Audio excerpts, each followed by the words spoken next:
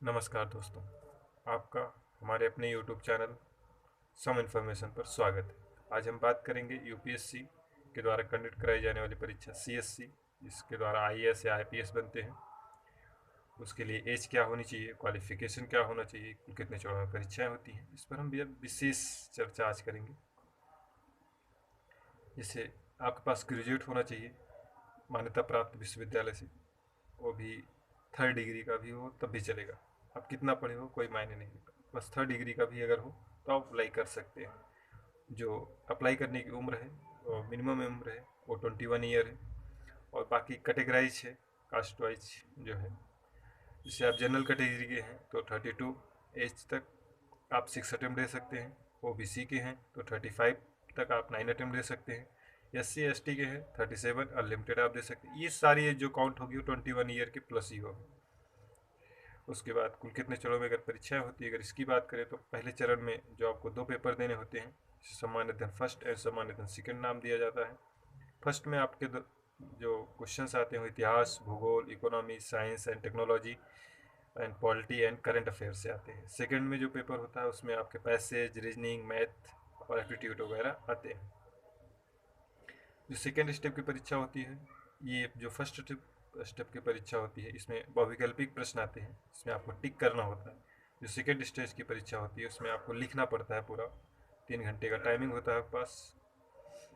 और इसमें जो पहला पेपर होता है उसमें जीएस फर्स्ट नाम दिया जाता है इसको। भारतीय विरासत पूछी जाती है इसमें, संस्कृति, विश्व का इतिहास एवं भूगोल और समाज। समाज मतलब इंडियन सोसाइटी कैसी है। भूगोल में भी 2 भूगोल हैं, एक इंडियन, एक physical geography and Indian geography. And second में जब आप आते हैं सेकंड स्टेप के, जब सेकंड पेपर की बात करते हैं तो शासन व्यवस्था, शासन प्रणाली, सामाजिक न्याय और अंतर्राष्ट्रीय संबंध। एंड इसी में सेकंड स्टेप में ही अगर थर्ड पेपर जो होता है वो जीएस का होता है। उसमें प्रौद्योगिकी यानी टेक्नोलॉजी, आर्थिक विकास, इकोनॉमिक डेवलपमेंट, जैव प्रौद्योगिकी, biodiversity, environment, national security and disaster management. And GS paper fourth में जो होता है एथिक्स, इसका नाम दिया जाता है। और इसमें कुछ कैटेगराइज हैं, नीतिशास्त्र, सत्यनिष्ठा, अभिरुचि।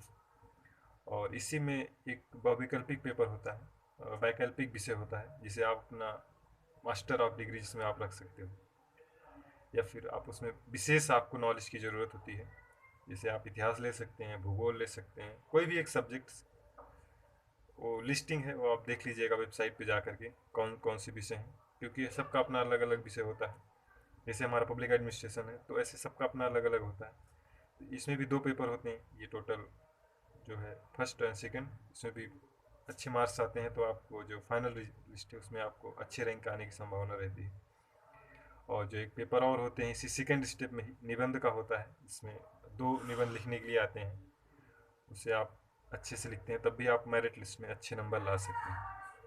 और एक अनिवार्य विषय भी 2 इंक्लूड किए गए हैं, एक इंग्लिश का होता है और एक कोई भी भारतीय भाषा जिस संविधान में वर्णित किया गया है, इसे भी सम्मिलित किया गया है।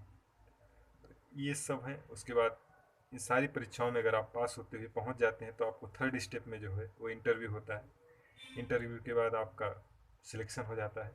और मैं चाहता हूँ कि आप सब बहुत जल्द सिलेक्शन लें। और इस यूट्यूब चैनल हमारा अभी नया है, और आप इसे ज़्यादा से ज़्यादा लाइक, शेयर एंड सब्सक्राइब करें। और कमेंट में हमें बताएं क्या इसमें इम्प्रूव करना है, या फिर इसमें क्या नए नए टॉपिक्स पर बात करना चाहते हैं। कोई भी समस्या हो कमेंट बॉक्स में ज़रूर बताएं हमें। Thank you for watching my video.